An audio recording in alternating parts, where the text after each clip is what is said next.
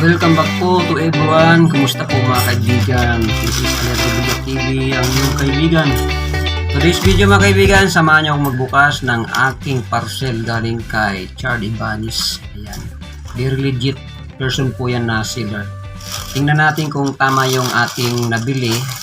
Ang laman nito ay pendant na susi. Ayan kaibigan, kung tayo ba dito ay kikita mga kaibigan. Mga kaibigan, bago yan lahat, ito yung aking topic. Ito po ay napulot ko lamang sa daan. So, nang tinis natin mga kaibigan, ang singsing na to ay tanso. Wala po ay ginto na mga kaibigan. At yung mga nakuha na mga kaibigan, sukli mga kaibigan, no? Yan ang mga nakuha natin sa sukli. 70th anniversary, 5 peso.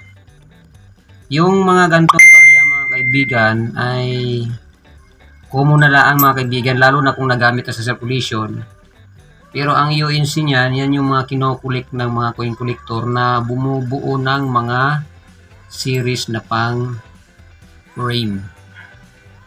Siguro kung sasadya yung bibili niya, 10 peso lang mga kaibigan. Pero kung meron kayo nito yung nasa blister pack, yan po ay nabibili ng 75 pesos. Ayan, ang hinahanap po natin nito ay yung 50th anniversary kasi itong hawak natin ay 70th anniversary gold landing. Ayan mga kaibigan, at nakakuha din tayo sa sukli ng year 2000. Semi hard to find 10 peso, semi hard to find po yan. Ang UNC niya umaabot na ng 140 pesos. At mayroon din tayong 1999. Yung 1999 mga kaibigan na 5 peso ay semi hard to find. Yan po kung paisa-isa mong bibiliin, mabibili mo yan kung UNC ng 50 to 100 pesos. Ayan po yung presyohan niya mga kaibigan. So buksan na natin yung ating parcel. Yan, kung tama ba yung ating nakuha, natanggap kay Brother Chard Ibanez.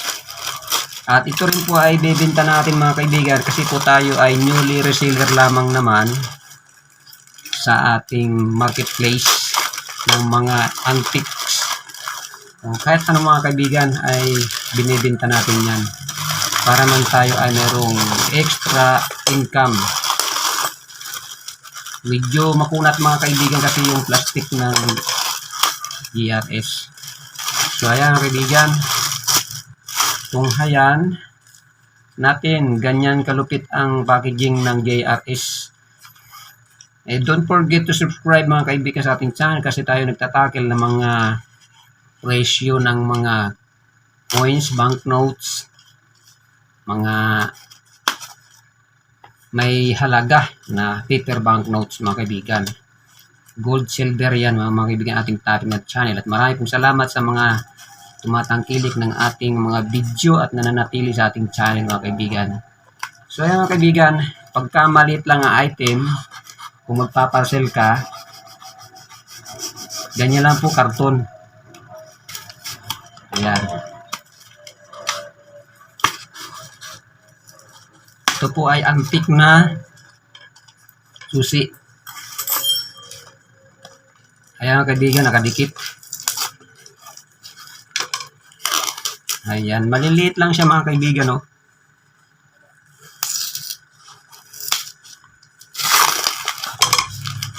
Vintage po ito mga kaibigan, vintage na mga susi.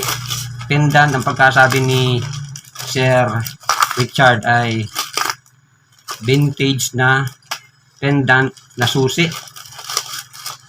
So ayan, mayroon tayo nitong pagbibintahan. I-PM ko siya mga kaibigan kung kukunin niya, at kung hindi niya kukunin mga kaibigan ay ibibenta ko to sa iba. Ayan mga kaibigan ang packaging niya. Ayan, tingnan natin mga kaibigan ang laman, isa-isay natin. Ito po ay luma na antique, vintage. Ayan o, antique vintage na mga susi. Susing pendant mga kaibigan, at the same time pendant na susi. Ayan mga kaibigan ang una. Sa akin palagay, ito ay brass, gawa sa brass. Ayan, kung hanap mo yan, baka ito na yung hinahanap mo, nasa akin na mga kaibigan, oh. Ayan. Ganito yung mga itsura ng mga lumang susi, mga kaibigan. Mga ancient. Ancient na mga susi. Ganyan naman yung mga itsura, oh. Ito pa yung pangalawa. Ayan, medyo mahaba siya. Pero mayroon siyang sabitan dito, mga kaibigan, oh. Ayan, oh. Pendant na susi, mga kaibigan. Ayan, made siguro ito ng brass, ganun pa rin. At ito, mga kaibigan, ay hugis, hugis puso na pendant K. Ayan, sobrang liit naman ito ng pendant K. Ayan, mga kaibigan. Ito pa. Napakalit naman, mga kaibigan, oh. Ayan. Ito pa, mga kaibigan. Lumang-luma na ito, mga kaibigan, gatong mga design ng mga pendant na susi. Ito ang pinakamaliit sa lahat. Ayan. So, ayan, mga kaibigan, lahat-lahat yan ay 1, 2, 3, 4, 5, 6, 7. Bali, isang malaki,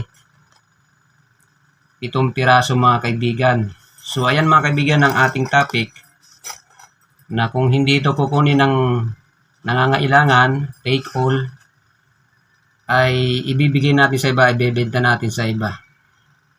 Ayan, mga kaibigan. Ayan. Maraming po salamat sa panonood. God bless you all. Bye-bye.